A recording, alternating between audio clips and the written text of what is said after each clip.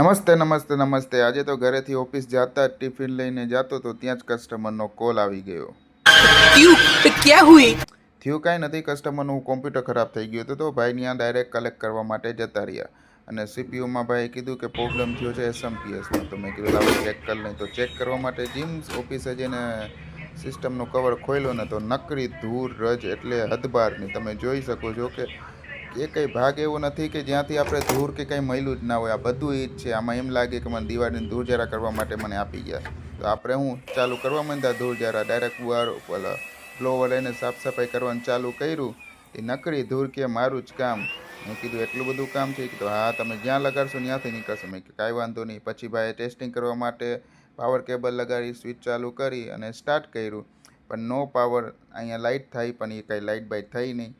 તો પછી મને ખબર જ હતી કે એસએમપીએસનો જ ફોલ્ટ છે, અહીંયા લાઇટ થવી જોઈએ પણ ન થઈ। તો ભાઈ ડાયરેક્ટ એસએમપીએસ જ કાઢવાની ટ્રાય કરી। તો મેં કીધું લાવો પહેલાં એસએમપીએસ ચેક કરી। આ એનું જૂનું એસએમપીએસ છે જે હું શાંતિથી કાઢું છું કેમ કે મને ખબર છે પાવર સપ્લાયનો જ પ્રોબ્લેમ છે, એટલે એ કાઢી અને તરત મારી આગળ જૂનું એસએમપીએસ પડ્યું હતું એ લગાવી દીધું અને ચેક કરવા માટે કે ભાઈ ચાલુ થાય છે કે બીજો કાંઈ ફોલ્ટ છે।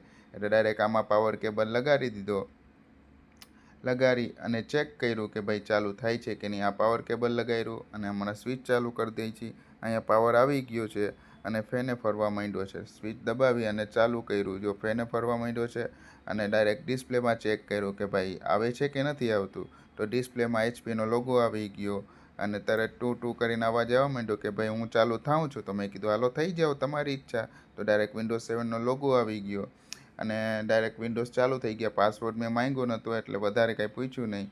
Thank you.